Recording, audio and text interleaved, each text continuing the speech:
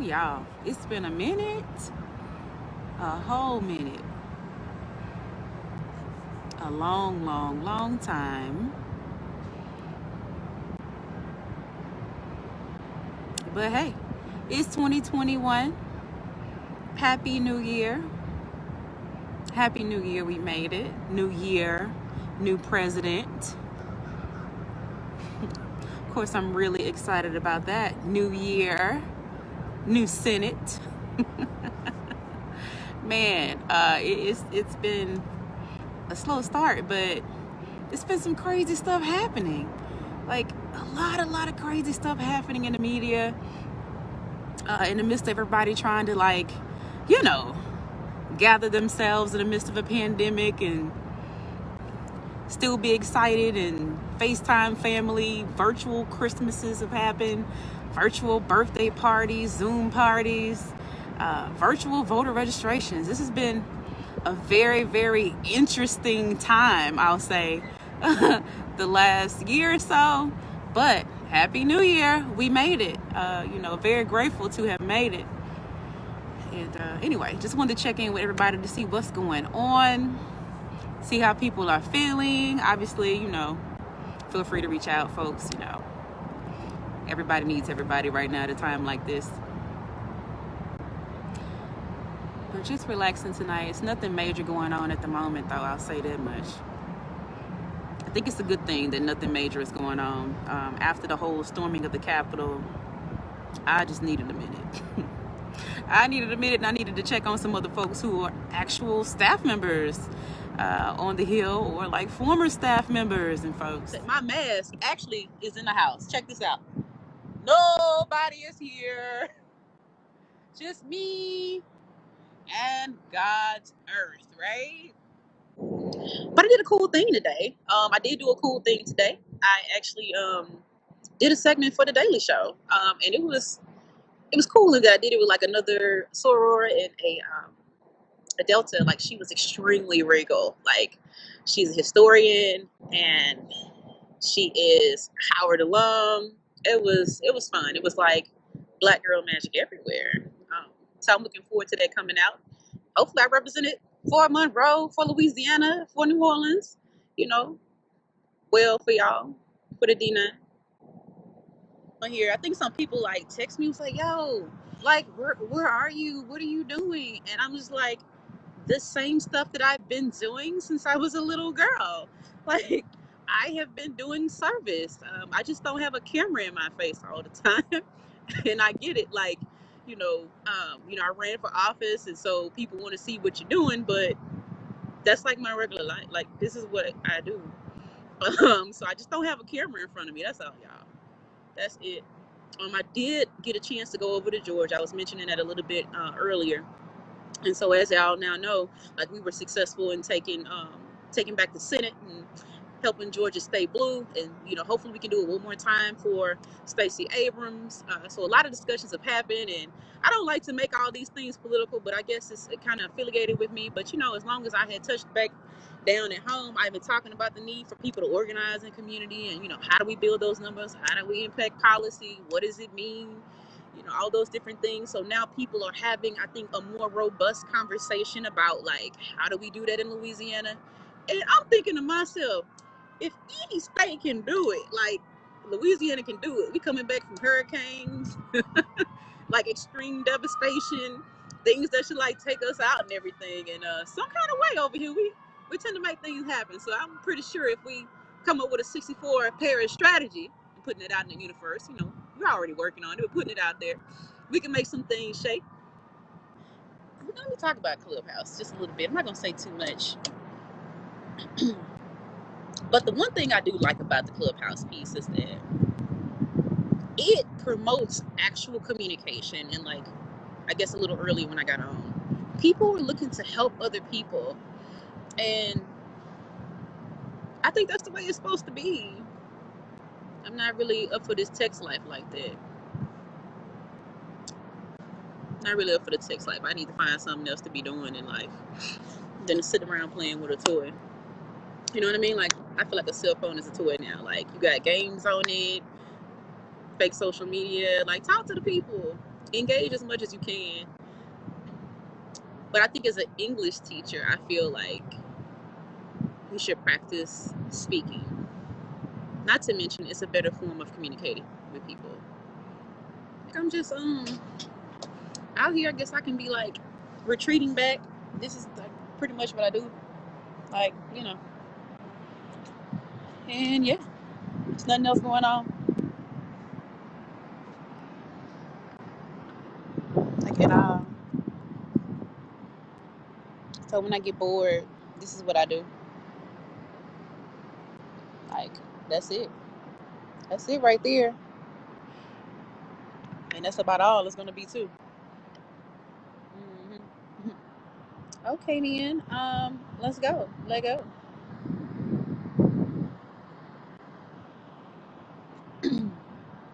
Yes.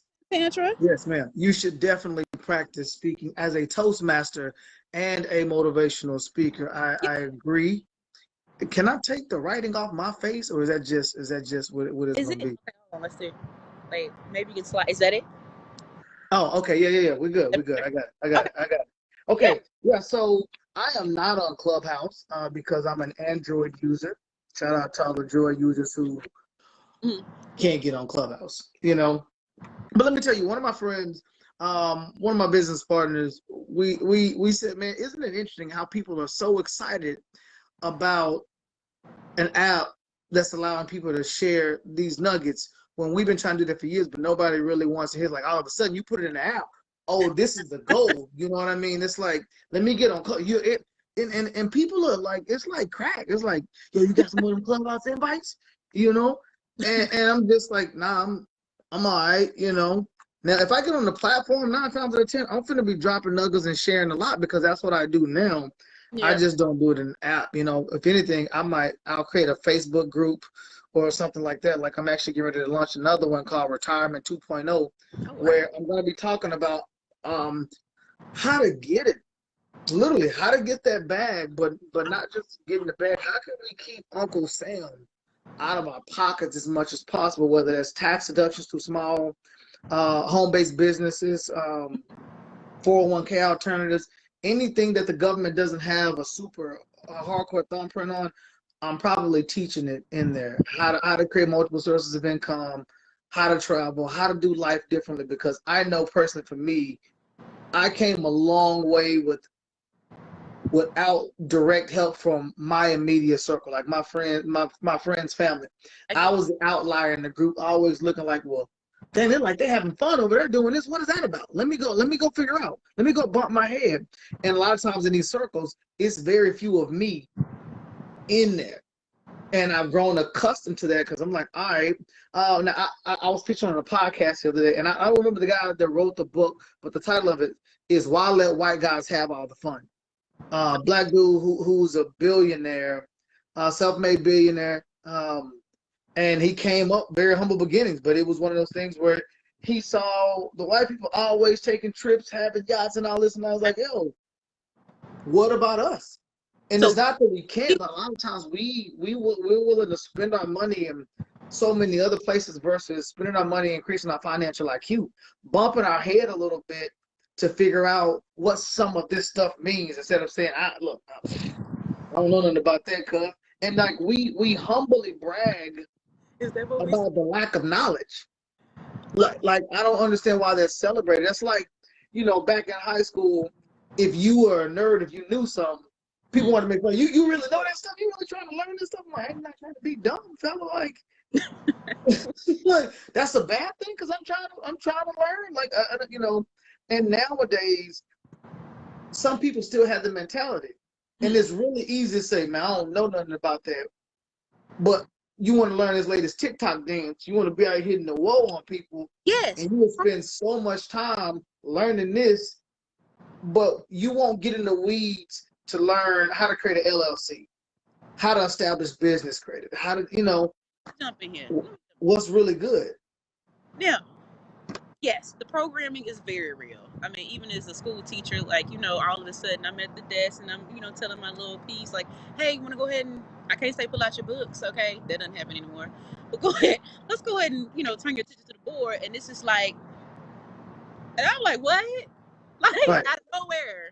And then all of a sudden, it's like the choir. This side, that side goes, and it's like randomly. And I'm like, oh, So I think what you're saying, and there's always been power in what you were saying in terms of like educating the people, right? Making sure that financial literacy is first and foremost, right, at the forefront. Mm-hmm. And I don't know. A lot of people are going to TikTok now. I guess they was like, let me come to TikTok where you are. Can I go viral on financial literacy? So, and you have to understand mediums of communication. When YouTube first launched, YouTube was one of the biggest things out there because you can put so much content out there, right? And I can sit there and I can turn on YouTube right now and I can go live and talk for 4 hours straight and not get cut off. And I can be dropping hella nuggets but do you want to sit there and watch 4 hours of the content? Even if I'm telling you, listen, by the time we get done this 4 hours, I'm gonna teach you how to create $1 million business. I'm gonna give you $1 million worth of value. 4 Soldier Boy, 4 hours? That's what you're gonna hear, right? You're gonna hear that like, I ain't got 4 hours, Jeff. But I think that's crazy you point out Soldier Boy because I think he found a way to do just that. Like he found a way to get his money, Yeah. Oh man, like I don't remember who was interviewing him. It was and she was, why you got so many businesses though? Mm-hmm. Yeah. And the internet roasted up for that, and it rightfully so. I can understand a Soldier Boy saying I got 8 jobs. I think it could be a lack of knowledge in some places. Like, it is, but like I always say, in the age of information at your fingertips, like you have Google to at least get one hint to get in that direction, right? Or to try to find a community of people who are working on wealth building. I know that my good friend Lakeisha Pruitt, like she was talking about like the come up cousins and how they have like the cousin community and they focus on stocks and how to be successful at stocks. But the one thing that is parallel here is that you have to take the time, right? You have to take the time to build up your own knowledge because people can tell you all day, but people don't have all day to tell you. So that's where TikTok comes in.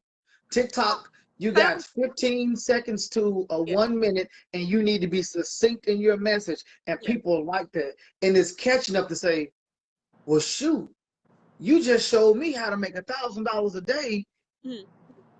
Okay, now I know it's going to be way more that goes into it, but you showed me the game in a bite-sized thing that didn't really take a lot of my time, because my time is precious.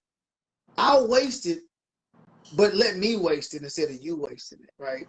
And some people feel like it's a waste of time to sit there and learn because you don't see a big transformation immediately. And most people are not willing to learn new stuff now because their previous educational experience failed them. Well, let me ask you this, because even education is starting to change, right? Thank God. So I'm gonna ask you 2 things. One, what do you think about Google like University, right? And like beyond having your Facebook group, what method are you going to use for your financial literacy like courses? Like, are you going to do the modules, like the video classes where you can talk to people? So Thinkific is a website now that I have some of my life coaching stuff on, and it works. But one thing I like about Facebook is the audience is already there, right? Sure. Now, Facebook allows you to have a private group. You can have a secret group or whatever, but I can also build units within Facebook, and it's free to do that. So if you think about somebody who might be cash strapped, right? They can't afford to pay $100 a month trying to launch a coaching business, even though they have good content. They just, they're budget conscious at this point. Facebook is a good transition. So for me, I like to go out and like I understand the robustness of the marketing side of a Thinkific or a Kajabi or Udemy or something like that. But if I don't want to do all that, let me go see how I can build this Facebook community. So now I can show you, if you want to launch this, I might go launch the same class on Thinkific because I know what I can do from a lead capture standpoint. But I want you to know you don't have to do that. You don't have to come in and spend that kind of money. Let's go get it on this free version. And then when you get some capital come in and you can invest some more money into it to automate yourself a little bit differently, then you maybe move to some of those other platforms. So one of the things that I'm looking more to is, of course, YouTube, because if I want to put longer content out there, I can. I like a mixture of some of everything because I know there's eyeballs there. Because I know how much time I'll spend looking at some videos on TikTok, how many of those side hustle videos I've shared from TikTok. Yeah. And it's good. It's really good content. And for the people who I know who might still be on disability, fighting hard to stay on their disability, they don't want to go make some money because, Lord forbid, I make a little money and they cut my I disability don't off. make any sweeping generals. I don't know people's situations, but I'm telling you the situations of the people in my circle, right? Because I got some family members who very able-bodied, but they got their comfortable disability check coming in, and the last thing they want to do is mess up some guaranteed income. You know, right? So as an advisor, I'm a financial advisor by trade. For the people who don't know, I'm Jeff Hill, CEO of Hill Financial Group, a wealth accumulation firm. I've been dealing with people intimately in their money for 11 and a half years. like So you this for a while. I've seen Like what? I know it's after 2001.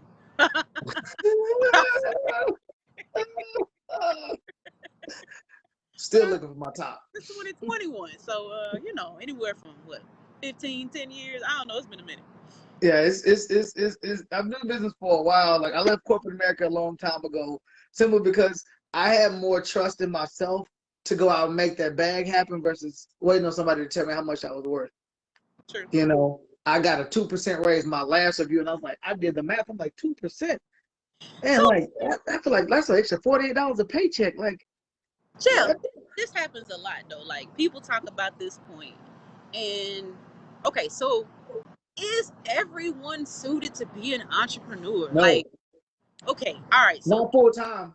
No, not full time. even if I'm not suited to do that, can I, in my limited income, find a way to build wealth off of a slither of it? Like, yeah, it is. So yes, yeah, and that's a very good question. Not everybody is designed to be entrepreneurship full time. Now, some people discover that they had it in them by happenstance. You know, you had a good, comfortable job. I'm gonna give you this one line I heard: security is the new risk. And for most people, their security is tied up in that steady paycheck until it ain't steady anymore. And a COVID happened, and all of a sudden you out here with nothing to do, and you look around and say, "Well, shoot, I got some hands. I can go drive. I can do something." Because think about it. You might say, "Well, I drive for Uber, Lyft, and DoorDash or something like that." You know, as a side hustle, that's a side hustle. Outside of somebody who can't drive, that's outside of their normal course of work. I have a friend in Atlanta. She works for Verizon, works from 4 in the morning to noon, 8-hour shift. And then from noon until maybe 5 or 6, she drives for Uber Lyft, making an extra $4,000 a month.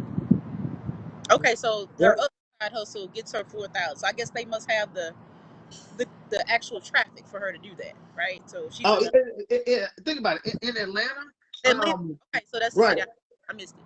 Okay, right. Yeah. So in Atlanta now, granted, she does more Uber Eats than she does Ubering people because she don't want to have to deal with people like that. That makes sense too. Right. But so you guys have maybe heard of unclaimed property, right? Yeah. Unclaimed property. There's people who, and I knew about this strategy because I've done it for myself and other people. I just never made it into a business and start charging people, right? So unclaimed property, I can go to unclaimedproperty.com. It's a free website, and I can do a search, and I can find the searches, and I can put the range, and I can do all the filters. And let's say I want to find, people who have accounts between $10,000 and $200,000. This money is just sitting out there, and people don't know that it's sitting out there. Their name was attached to it, their social attached to it. They just don't know. I had an uncle that died and left me some money, and it's sitting out there, and nobody ever told me about it. Now, I might find this list, use a skip tracer to get in contact with that person, call them and say, "Hey, I offer a service to you. And right now, in my possession, I have access to $200,000 that has your name on it. Oh, wow. I can help you with this service. My fee is 20%. or 10%. Okay, so you mean to tell me I ain't know about this 200,000? I give you 20 out of the money, and you finna send me 180. Yes. Yeah. No. I think Okay. that's the way we should be thinking right about now. About how to create income. Good legal income. But that's a way though. That's a way that somebody can create a sliver. I don't have to leave my job. I don't have to leave my house, right? But I can now start to develop something into an entrepreneurship. Right now, if you have an idea, you can hire a virtual assistant, and a lot of them might be able to do the majority of the work for you, and you're paying them out of the profits or out of the service fee or whatever you're connecting. I saw something, again, these things I'm telling you right now are little snippets of what I've seen on TikTok and I've shared with people. Another one, you guys have maybe heard of websites like Fiverr, Upwork, things like that. Well, there are people who need people to transcribe something from a different language to English, or whatever the case may be, or maybe they need voiceovers. Well, you might say, all right, Google, how long does it take to read 1,000 words or whatever? It may take you 30 minutes. Okay, great. You hop on there. They give you whatever you need to read. You read it in your English, nice, clear voice, because somebody who might be foreign doesn't have the ability to do that, and they're paying you per word or per job or whatever. And you can go there and see, go to Fiverr, look at that. What I hear you saying, like, I could be Siri. Yeah. Kind of, sort of. Essentially. Something like that, right? Well, think about, when you hear an automated voice, or you hear anything, or you hear any kind of voiceover on TV or something like that, that's a person. Somebody got paid, but I don't have to wait on WV to call me for a commercial. I can list my service on Fiverr or Upwork, and maybe set my prices that's a little less than the competition, and put some clips so people can hear my voice. I'm like, oh, you know what? You have a great voice. Okay, case in point. Years ago, I think it was like Ohio or something like this. This homeless dude, somebody pulled up to a red light and filmed this homeless dude. You know what I'm talking about? Right. So this dude had an amazing radio voice and got so much work from that. Okay, think about that as an example. Sometimes your voice is just so iconic, it's gonna capture people. I got people in some of my Toastmasters groups like, yo, when I ever write a book, if I want to do the audio version, I want you to be the person to read it, because I just love the cadence of their voice, the quality of their voice. Not that mine is bad, but why not? You know what I mean? So it's one of those things where there's so many ways now to create some side hustle income, but don't create the income just for the sake of spending it, where it's where most people mess up at.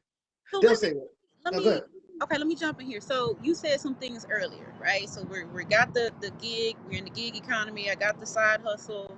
I found a new innovative way to make money. I'm getting clients. Let me go back to the gig economy.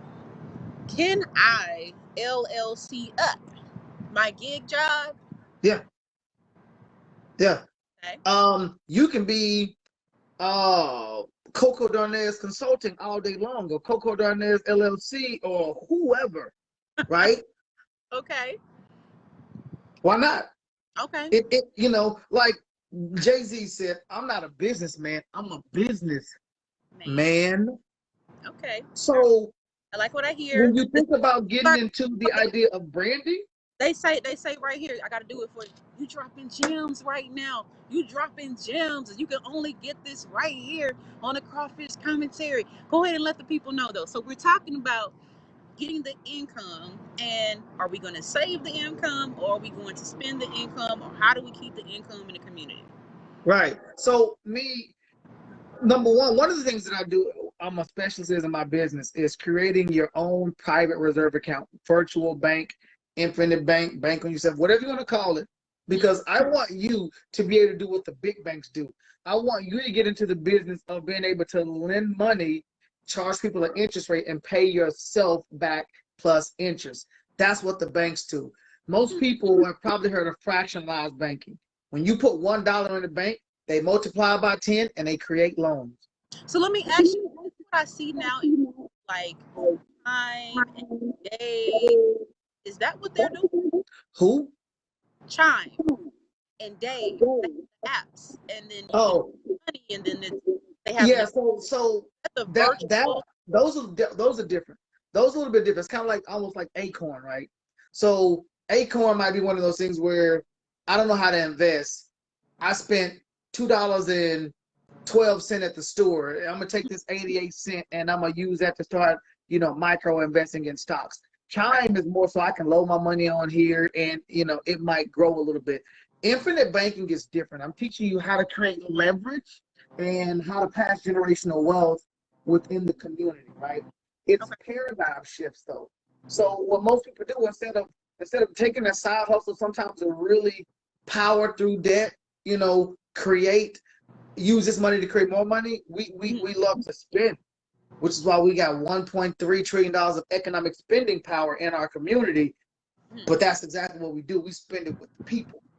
So how do we turn that around? Individual households. If I say, all right, I'm going to give myself 5 steps, not really to financial freedom, because I feel like it's longer than 5 steps. I give you 5 steps. I give you 5 steps. Yeah, it can be 5 steps. It can be 5 steps. Yeah. Now, the length of those steps, it ain't a baby step. It might be a stride. So it might be like, but you can do it in 5 steps. The biggest thing, to your point, this takes a process. Yeah. So one of the first things you need to do is develop a process or a system. System stands for saving yourself time, energy, and money. What's your system of wealth? What's your system of savings? What's your system of investing? Most people have never thought to systematize that. The system of investing can be every time I get a paycheck, let me go ahead and carve out, 3% of this and go to Cash App, Robinhood, or something, and let me just get used to buying some stocks. Where you put your money, your attention goes. Where the money goes, the attention flows. So the reason why you don't know a lot about stocks because you ain't ever bought any. Okay, but for a long time, a lot of people just, for some reason, I don't understand how the information deficit happened in our community, but it was there. I think it's like wrong of us not to acknowledge that it hasn't been there, because if I think about stocks, like I was at Lexington Elementary, and so in Gifted, that's what they did. But see, in the back days, we had the big newspaper, but now we don't have to sit there and study the newspaper, right? So you got Yahoo Finance. What, 4 apps? Ameritrade, maybe Robinhood, all of them serve different purposes, right? There's some cool apps. It depends on how technical you're trying to get. Like Cash App right now is probably one of the easiest ways. This past week, I've taught several people how to buy cryptocurrency and how to transfer cryptocurrency using Cash App. Because I can literally go to Cash App right now, click on that little squiggly line, and it's going to give you options. 50, 100, 200, or other. I don't care if it's $12. Pick a number, and if you want to get in the game, go do that. But don't expect that $12 to grow substantially. You said options. Are you talking like trade options, stock options? Or no, I'm just saying options to have. Like I get to choose between different things. Now, Robinhood gives you the ability to trade options. Okay, from an investing standpoint. Now, options is more technical investing.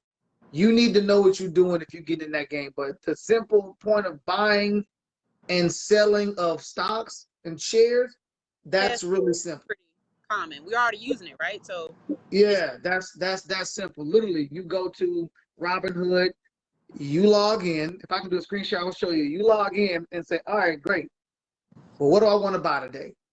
Well, most people's like, well, I don't know what to buy. That's cool. Think about what do you like? What brands do you already support? I got Samsung equipment. Why not get some Samsung? I wear Nike shoes. Why not why not buy Nike, right? Now, again, sometimes you don't necessarily have to buy whole shares of things if you can't afford it, but start doing it. Like right now, you might not be able to afford an entire Bitcoin at $38,000, $40,000, whatever it is right now, but you can buy some fractions of it. Okay, you drop 1,000 in Bitcoin and it goes up 20%. Your $1,000 went up 20%. You just earned $200,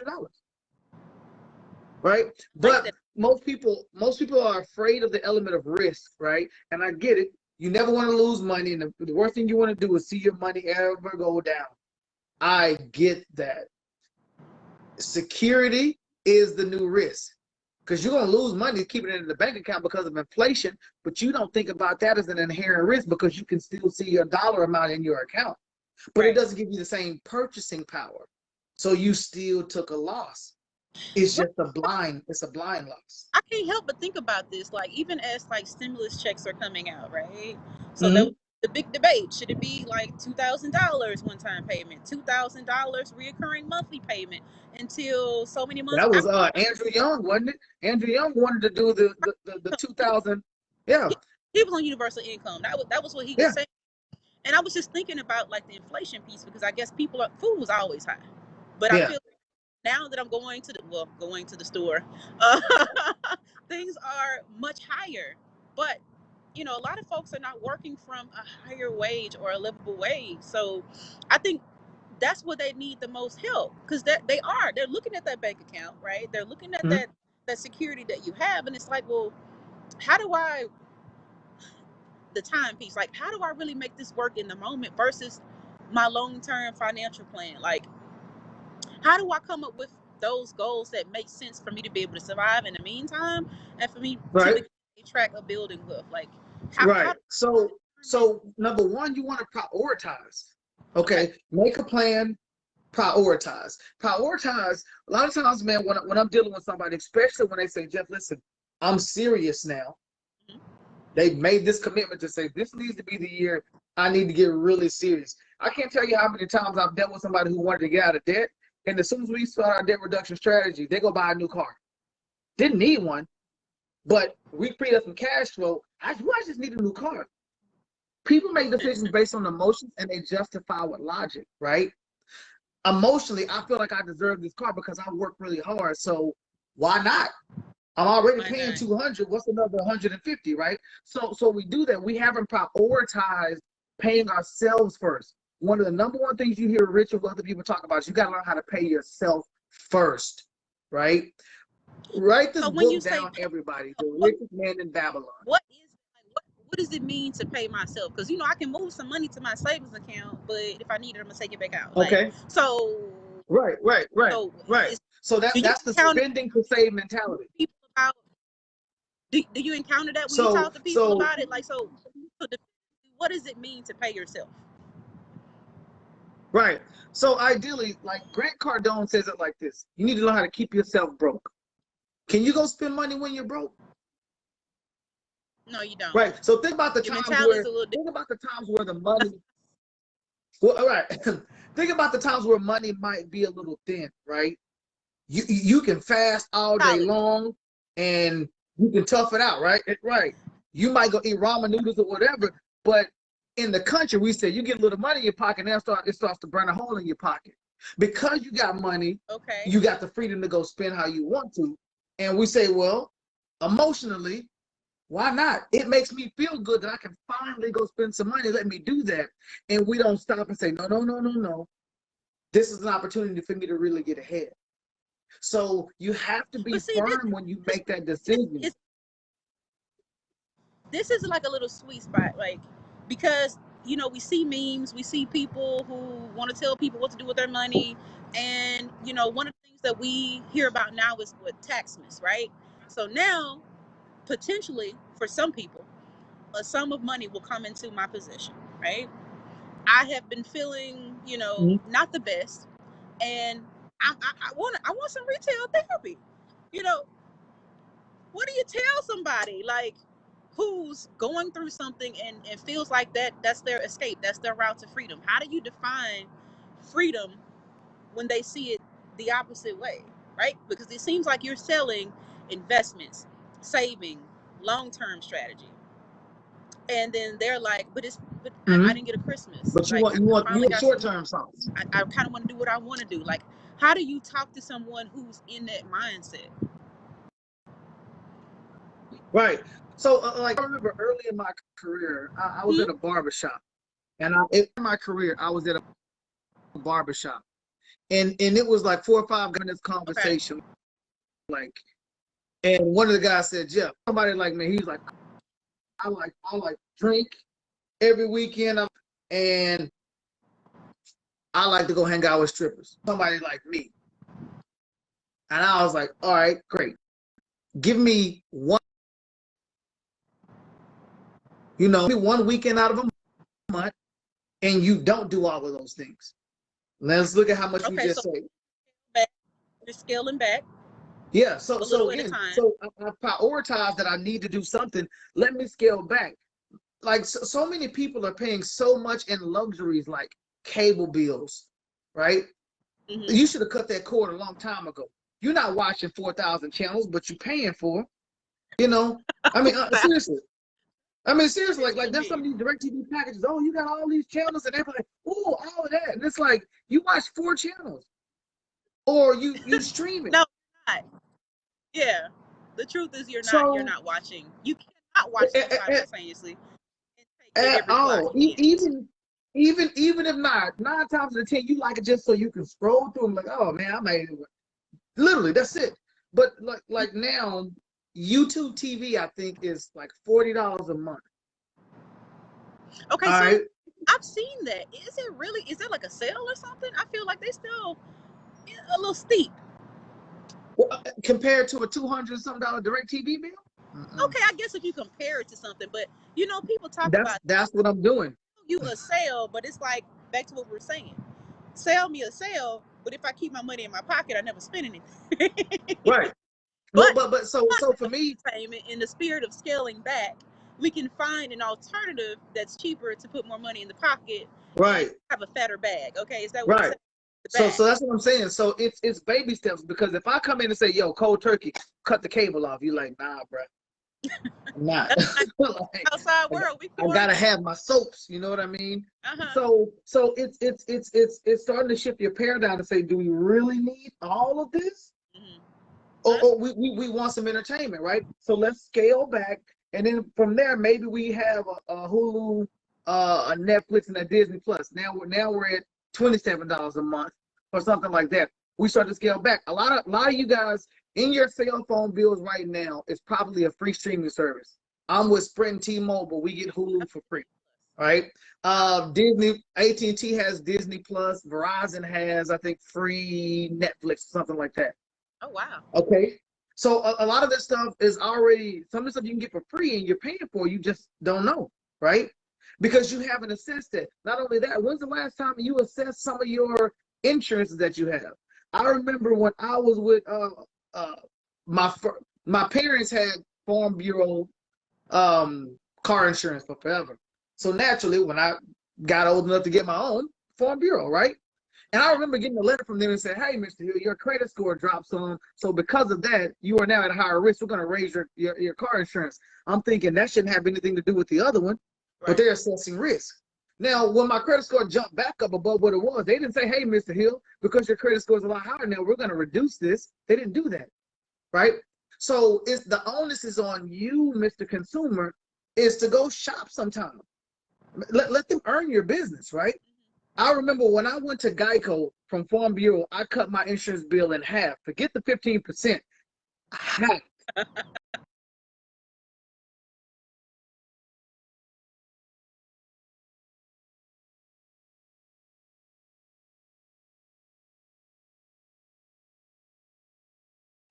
Why not bump it up to 1,000? And now you might have just saved yourself another $70 a month. Okay. I like the way you're thinking here, right? Because if we're talking about people not wanting to look at 4-hour videos and sound bites, and we know that the attention span is being greatly diminished, even ads now are 3 and 7 seconds on social media because people are just trying to consume stuff as fast as they can. Like, right. So I like this. This is good. This is good. I'm so happy you joined me.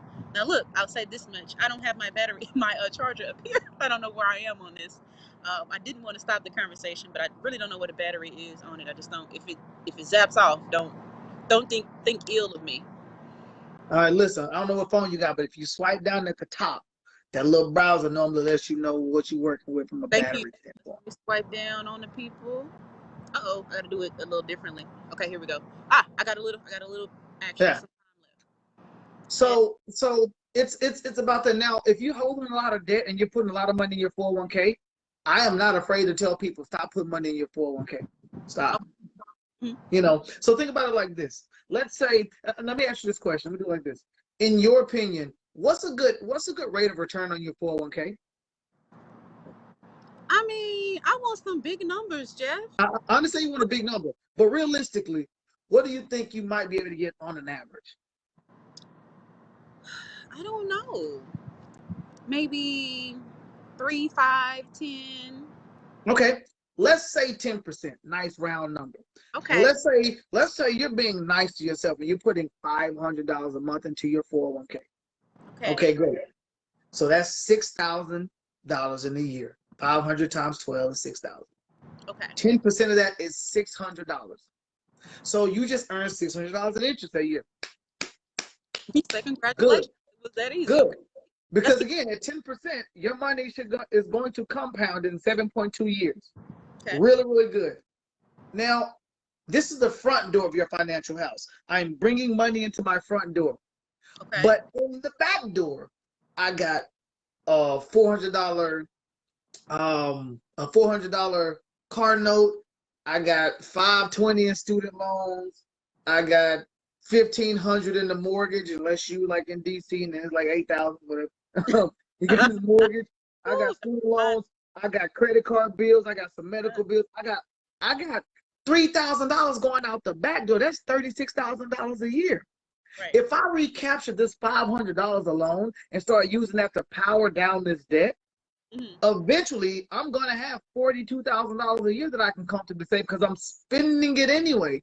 I'm just not paying myself first.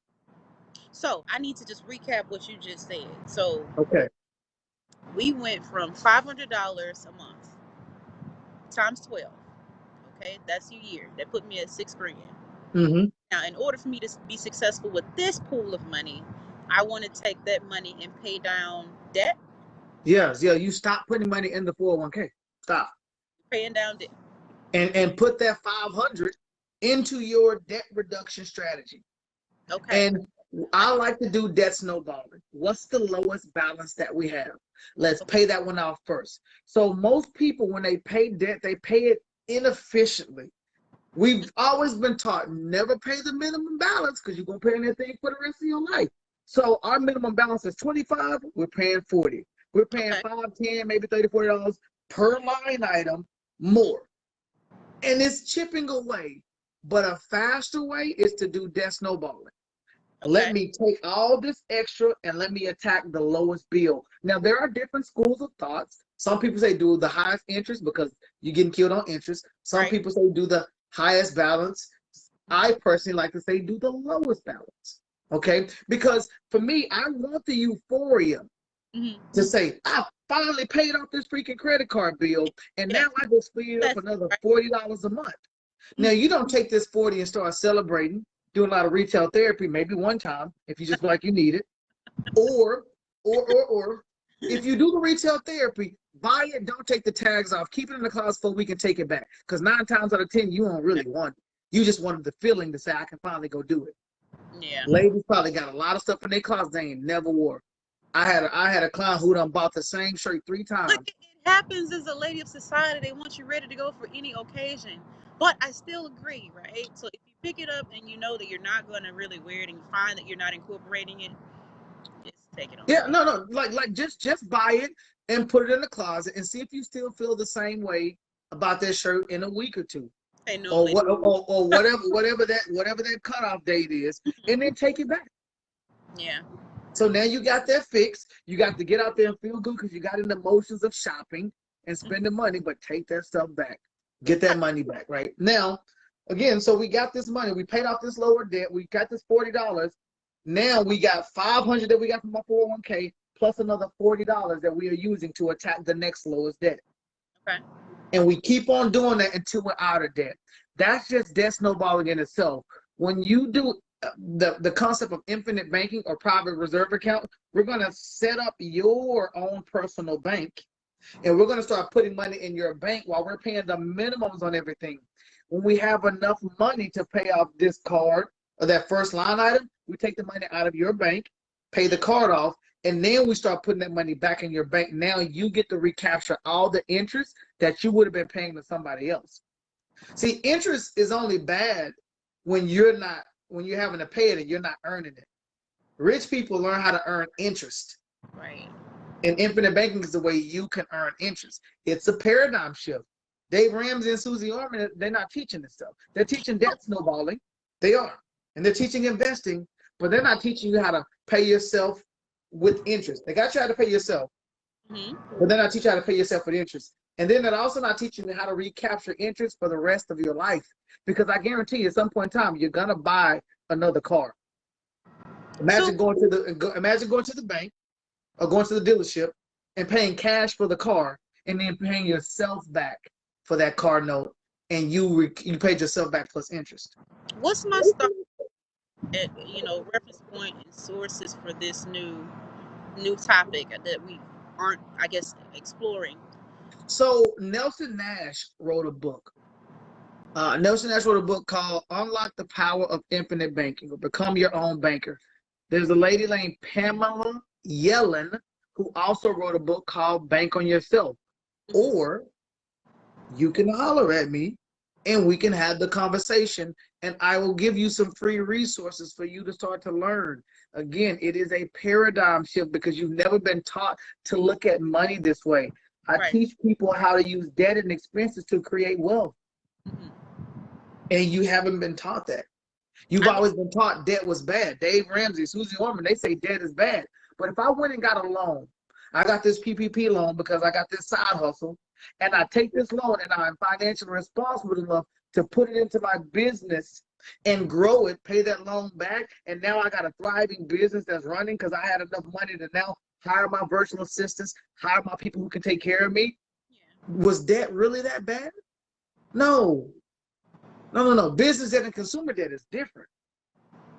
I don't want you to have a lot of unnecessary consumer debt because we like to spend. It's different when you're using debt to create a business or to create wealth. That's what we're not really doing a lot of. Now, I'm going to give you another book, and I hope you guys are writing these books down. Lower Your Taxes Big Time. It's written by a guy named Sandy Boykin, Esquire. Sandy Boykin is a former CPA and attorney for the IRS. The first chapter in his book, it says why you would be brain dead if you do not have a home-based business, if you don't already have one. For me, I feel like that's a pretty bold statement coming from somebody who was a CPA and attorney for the IRS. He's telling you to go get a home-based business. So let's I mean, if you can, share a little value in why someone would want to have a home-based business. Okay. Oh yeah. And, all right. And then what about privacy elements? Typically you have to file, right, with the Secretary of State. You file taxes already, right? So you mean filing as a independent. So let you take it away. And so you mentioned earlier getting these LLCs, right? Yes. Home-based business, right? Yes. If you guys ever watched the movie The Accountant by Ben Affleck, it's a funny little scene where he's talking to this old couple and he's trying to help them maximize their deductions. He's like, ma'am, you do some crafts, right? She's like, yeah. He's like, where do you know to do those crafts? In my living room. He was like, oh, that's a pretty sizable room inside your house. How big do you think it is? She's like, oh, maybe 200 square feet. He was like, nope, higher. So one of the applicable things is right now I'm sitting in my office inside my home. This office represents a specific amount of square feet in my home. So let's say this office is 20% of the size of my home. Let's say, using round numbers, my mortgage is $1,000 a month. This is 20%. That means 20% of my mortgage is now a tax deduction because this is a business expense. But now 20% of my internet cost, 20% of my insurance, 20% of my electricity bill becomes tax deductible. I was paying this $1,000 a month already. Why not be able to get some money back? And oh, by the way, I need to go meet some clients, right? I need to go somewhere and I need to drive my business car. I need to use my business cell phone. A lot of times people are already paying the money. They just don't have a way to deduct it. Because as an employee, you only have about 8 deductions or so. There's over 400 different type of deductions that business owners can get. There's 2 different tax codes. Learn the one that the wealthy use. See, people get mad about Donald Trump because his exploitation of the tax code. Yeah. And he just said, listen, why not? Because if I know the government says, hey, Jeff, you can go out to eat with your friend, or you can go out to eat with your friend and talk a little business and now write it off, that meal gonna eat the same, but I'm gonna feel way better when I get that money back next year. Okay? Because again, it's already a known fact that people overpay taxes by like 83% or something like that. You gross overpay. So because they don't know the tax code and they're not taking advantage of the deductions that are available. Right. Now there was a network marketing company called Econ. MYECON. Econ, their whole business model is, we're going to teach this level of financial IQ. We're going to teach you how to redo your W-4s. Okay. Most people, when they get a new job, they got their W-4. They fill out their first page, ones and zeros, exemptions or allowances or whatever. And that's it. They sign that thing and be done. People do. The second page, go to Google right now, look it up. Look at the second page. You're going to see this big grid of numbers right there. You're like, never really paid attention to that because it's math and words and they don't mix together, right? Yeah. So what that thing is teaching you is, let's say you have a daycare and you're paying $600 a month. Typically, that can be deductible, a deductible expense, right?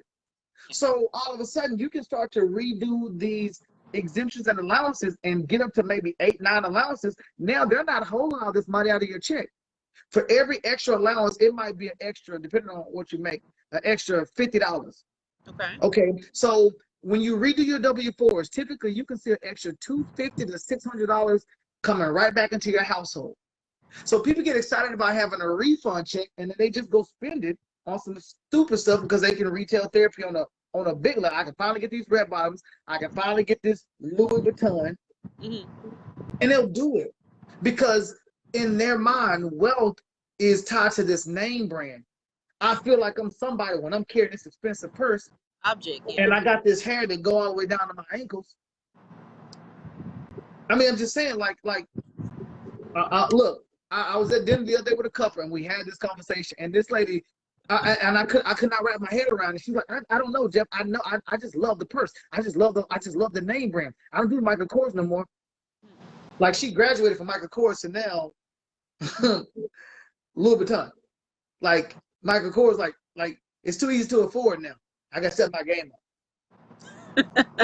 I'm serious, but it's that people make decisions based on emotions and they justify with logic. That purse does something for me, and it makes me feel so good. I need it.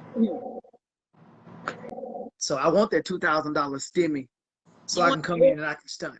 Some things so you can get more money or start on this path to financial freedom by using 5 small steps or 5 big steps to get there. What was that question?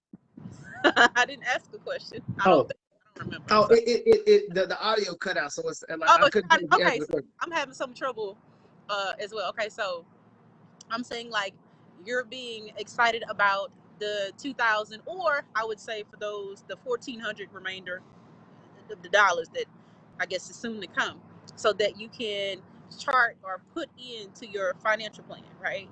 So we're putting that into the financial plan. We're talking about reducing debt, and then we're talking about smart, simple, and sensible ways to invest. Like, for example, using Cash App, until we get into all the minutia of how stocks and options work, right? So that's kind of what we okay. And we also talk about, not being afraid of debt, right? Retraining ourselves about how we see money and our relationship with money, and overcoming the emotional urges, or separating from these ties, right? Impulse buying, I think is what we normally call it. Yeah. Okay. No, I think this is very, very valuable. Very, very valuable. I just posted a link in the chat. richdad.com/classic. Okay. Robert Kiyosaki wrote a book called Rich Dad, Poor Dad. Read that book 3 times. Okay. That's going to help increase your financial IQ. Now, one of the things that I always recommend when people come to me and say, hey, Jeff, I want to learn how to invest. What stock should I go buy? Yeah, I'm not going to give you stock recommendations like that, right? I'm going to tell you exactly what I told you. But what do you currently spend your money on now? What type of service? What type of brands? Maybe look at that. But I will tell you, go buy the board game, the board game Cash Flow, okay? If you don't want to spend the money on the board game, which in my opinion is crazy, go to the website and sign up for free and play the game and learn the game, okay? One time. So the name of the game is called Cash Flow. Cash Okay. flow. Yes, cash flow. Cash Flow. He wrote a book called Cash Flow Quadrants. Okay. It's learning a system on how to get wealthy, how to take yourself from an employee or self-employed side to put yourself on a business owner and investor side. When you think about money, it's broken down into three things, three rules of money that you got to learn. You got to learn how to earn it. You got to learn how to keep it. Then you got to learn how to multiply it. Right. So most people have gotten really good at earning money, and now they're learning how to keep it. They're over to spending it frivolously. Now let me start saving a lot of money, and they just save it. And they never learn how to make this money make more money. They never learn how to multiply it. Because just saving money alone is going to make you feel good, but the bank is not giving you anything, and the bank is just 10xing that money, and then they're going to turn around and loan it back to you when you need to get a car or a house. And they're going to charge you 6-7% interest, and they're going to give you less than 0.25% interest on your return, which is why I say create your own bank. Okay. No, I'm loving the conversation. And definitely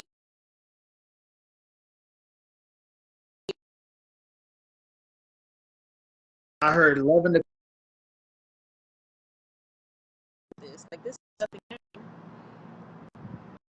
What city are you in right now? What now? What city are you in right now? What city? New Orleans. Oh, okay, New Orleans. okay. You can see can you see the dome? No. That little, I just see buildings. I couldn't necessarily see a dome. Honestly, real talk, it's so nice. It looks right like a virtual background. I'm touching the dome. Okay. Yeah. It really looks like a virtual background, for real. Oh, that's interesting. Hey. Yeah. Yeah. It legit does. But no, okay, so that's cool. It's just, you have to take the time to get outside of what you were currently taught, because the next generation of wealth is not so much on what necessarily you just learned. Sometimes it's some of the stuff that you unlearn, because we have been taught how to play the game on such a low level. We have to unlearn that and learn what calculated risk look like. Exactly. Yeah. And sometimes what hard work looks like. Like, there's a new show. It's not new, but the new season came out called Undercover Billionaire. Yeah. And the whole idea behind this is they drop these billionaires in the city with a cell phone, a car, and $100 in their pocket. And in 90 days, they need to go build $1 million business. Now, there's so much to learn in there. One of the first things you're going to see them do is go to work. And you're probably thinking, well, Jeff, I go to work every day too. Nah, you don't understand. You don't understand. You don't understand the work that I'm talking about. You see these people not wasting time. They only got 90 days, so they can't afford to take a day off. They're on a 90-day sprint on how many connections can I make? How many people can I ask for help? Grant Cardone uses the phrase, who's got my money? He's in the city, who's got my money?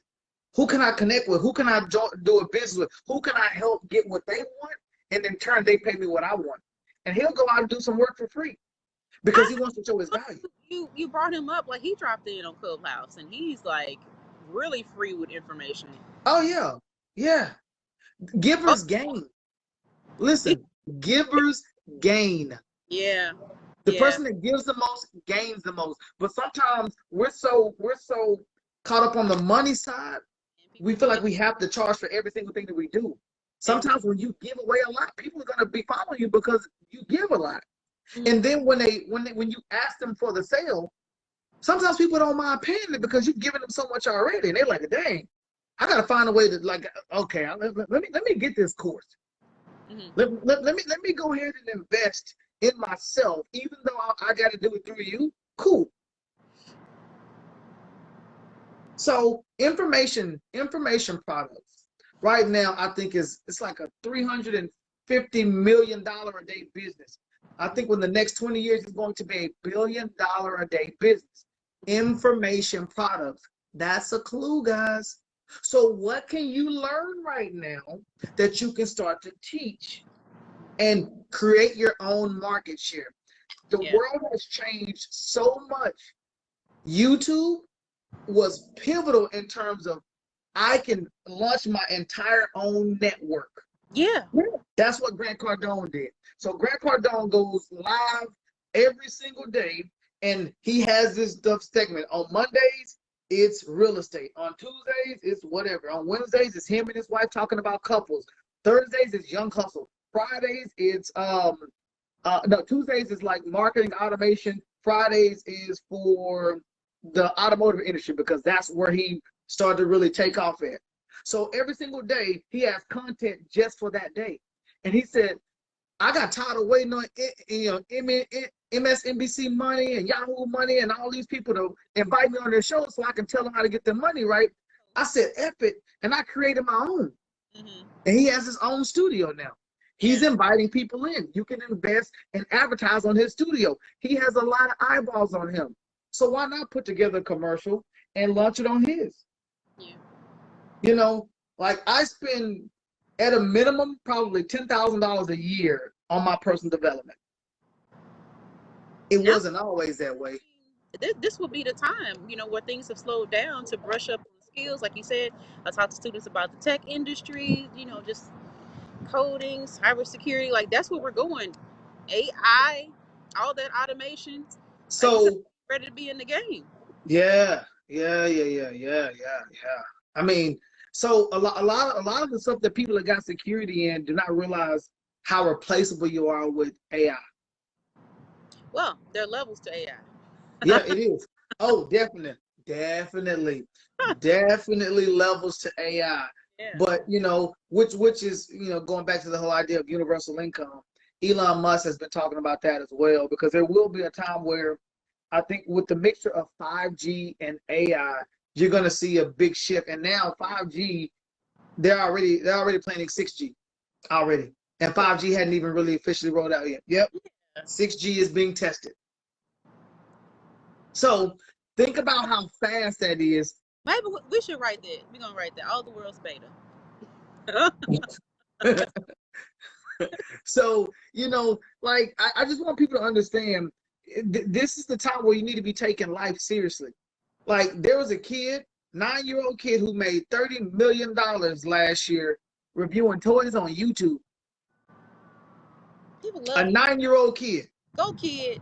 That boy ain't even got all his adult teeth yet.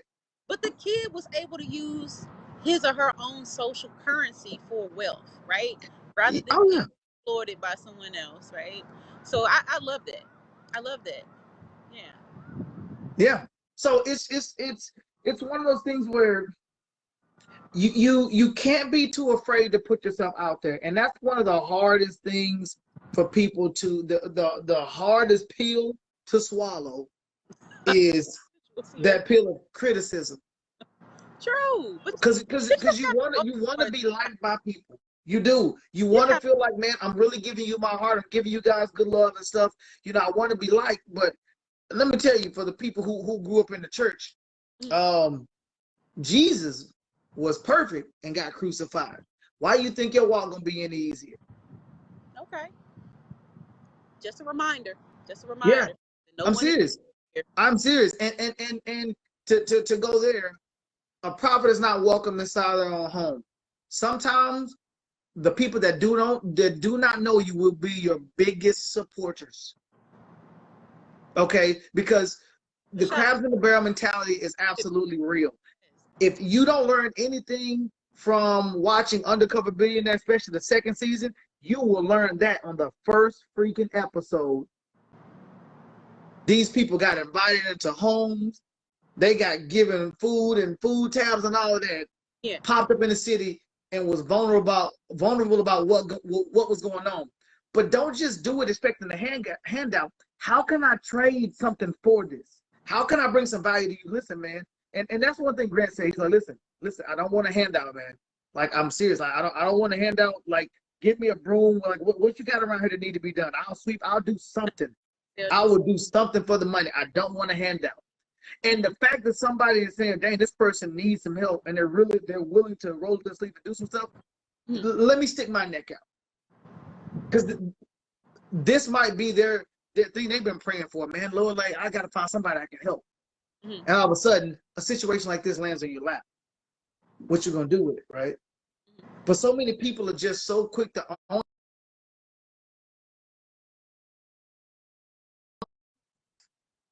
Pour the gas on it though. Like literally, pour the gas, double up on something. Like man, it's so crazy. We are willing to work harder for other people than we are ourselves, unfortunately. We will quit on ourselves so easy, so freaking easy. And that's sometimes why we don't get what we want. Like we quit before the flip. Yeah. I have this talk I do called the quitting threshold. What is your quitting threshold? And what I mean is, when you think about the projects that you started, what percentage of it gets completed before you quit? Yeah. You're talking about the notion of being a finisher, right? Yeah. So you need to do self-reflection. Right. Okay. Yes, I like this. This is good. Yeah. And again, it's real. Like, and it's crazy when I've trained on that, and people come back like, "Yo, I made it this far." I normally would equipment, and it's like, I remember what you said, and I'm like, "Ah, that's dope," because when you are a giver, you don't know who's gonna listen to it. You just putting it out there and hope that it sticks. It's like some spaghetti. Throw it against the wall and see what sticks. But it's always good when somebody comes back and is like, you know what? I tried it and it actually worked. It was a little scary, but I got outside of my comfort zone because there's no growth there, and I made it happen. I'm here for that. Every single time. I'm always, proud of people who are pursuing their dreams, proud of people who are overcoming obstacles. But the one thing that holds true for it all is that you've got to try. You got to step out of the way. Sometimes you got to give up something to get something. There's a sacrifice involved, but ultimately it is your journey to take. So that's what sacrifice is. Sacrifice is giving up something of a lower nature to achieve something of a higher nature. Yeah. That's exactly to the T definition of what it is. But sometimes we won't stick it out. I can't think of the lady's name, but she wrote a book called Everything is Figure Outable. It's one thing I tell them, everything is easy when you know how to do it. So what's your job? To learn how to do it, right? Right. And again, it's like, if you don't have the money for some stuff, what you do have is time, and time is a currency. Okay, how are you spending that time currency? Yeah, I was I don't know what I was reading, and it's been over the years I've seen it, that people tend to think about purchases in terms of dollars, and that perhaps if they thought about the purchases in terms of time, they would be less likely, like how many hours did it to make this money that I'm I use that. Yeah. I use that sometimes when I'm dealing with group products. And let's say if you work at a place and you're making $20 an hour or whatever, I might sit down with you and say, all right, Ms. Calvin, here's what we need. We need 1 hour a week out of your paycheck to make sure your family's going to be taken care of. Okay. And now all of a sudden it's like, okay, I'm working 10 hours a day, 5 days a week, 6 days a week, or whatever. All right, just 1 hour. Okay. I can budget that in now because, again, to your point, you look at your time is different. But here's something that my wife and I, we saw this video. I think it was an old African doctor or something like that. And he said a phrase that stuck with us. You got to learn how to increase your value per minute. Mm-hmm. And when he said that, man, he gave this story, and he was talking about, like Jim Carrey, for example. Jim Carrey made $10 million off this one movie, and then he went up and he said, another person, and they made, X amount of dollars off this one thing. And then he, what's the dude who wrote Star Wars? Don't know his name. Whatever. And he was like, this person made 1,200,000,000 something for the stuff he got other people to do. So think about it. Yeah. He got other people to go work, and he got paid 20 times the amount of money that all these other people did for what he got other people to do. Yeah. Learn how to increase your value per minute. That's what happens when you get into something like network marketing. Network marketing is about leverage. I might only have an hour a day that I can commit to building this side hustle business, this home-based business. Mm-hmm. Okay. I know people that start a network marketing company every 3 years for the tax deduction. Big facts. So I start this. I got an hour a week or an hour a day. I get with you. You got an hour a day too. Now we got 2 hours a day going into this effort. Somebody else got 3 hours. All of a sudden, we got all these people who are working together for a common goal. I need to go out and produce more. And now our time is multiplied, and I get paid off those efforts. So if you understand the cash flow quadrant, network marketing fits in the business category. A business is a set of systems that allows your business to run, and you don't always have to be there. You're either putting people at work or systems at work. And you take that money and then you learn how to put it into the I category. How can I make my money make money? Okay. Richest Man in Babylon talks about, think about your money as children. I got these children, and I need to find a way to make these children have more children, have more children, have more children. And I want a lot of generations of money, making more money. I love this. You know, I am getting chilly up here. I could do this all night with you in terms of like deepening the financial literacy, getting this type of information out to people, obviously offering you up as a source, a trusted source. George Lucas. That's it, Karen. Financial direction, things like that. But a girl's got to take cover. It's chilly, maybe because you are ice cold, brother. Yeah, you know, I'm out here. I don't feel it. It feels great in here to me. Well, yeah, no, I definitely, you know, this is great. Like, you are literally the first person I have done a shared live with, and you have joined me for this crawfish commentary with no crawfish yet, which I was supposed to be having. And I think you have made a profound impact tonight. Like, there are people who have heard some things you have said and have reached out, and so I do thank you for your time. And no problem. Yeah. Thank you for accepting the invite. Even the second time around, got a little rocky on the first one, you know. I know you was like, he always, you know, hey, you're always making time for the next dollar and time to help somebody. So I'm like, in between one of the two, he's doing something. Yeah. I appreciate that. But no, anytime you want me to go live, if you got more questions, you got other people that want to join in. If we need to do it on a larger platform, like let's say, like Zoom, we can do a Zoom. We can cast the Facebook and invite however many people we want to, and do screen shares and all that. So I'm always up for those conversations because I love to help people think a little bit differently on financial things, because like I'm a studier. Like behind me, ignore the like this bookshelf. I know. What about the leaders or readers? Yeah. Yeah. So that's my reading group on Facebook. I started a book club years ago. When I became an entrepreneur, I saw so much of a gap between what I was taught and what I needed to know to get it. And I knew personal development was that thing that I needed the most of, right? Because I needed to be able to learn how to connect with people who didn't look like me, walk, talk, act like me. And so many people have already walked the miles already, and they've already bumped their heads. So if I can read your book and I can shave some of this headache off, right? Why do I feel like I gotta go out and I gotta keep it real, cuz I gotta go out and get it? I get that. But you can save yourself some headache along the journey. Okay. The journey is already hard enough, right? You don't have to make it harder by being ignorant, willfully ignorant, because you don't want to pick a book up. I can't tell you how many times I fell asleep with a book in my hand, how many times I read the same page 20 times because I kept falling asleep. What? I had to become a reader. You have book on. Back in the day, it was CDs. I think we're past that now. MP3s, downloads. I got audio books. We're not past that. We're not past that. Like CDs, and I said now. Well, I didn't say now, but I meant audiobooks now. Yeah. People are constantly listening to. So if you cannot pull back or turn those pages, which I prefer as an educator, but if you just need to get the information as you are traveling on the road, maybe you are flying from city to city, maybe you are in the kitchen cooking, right? All right, then we can this says take control. Turn down the music and turn up some audio books. The first. What's that? This was from 2012. I still have some of your for the record. Tax strategies for the self-employed.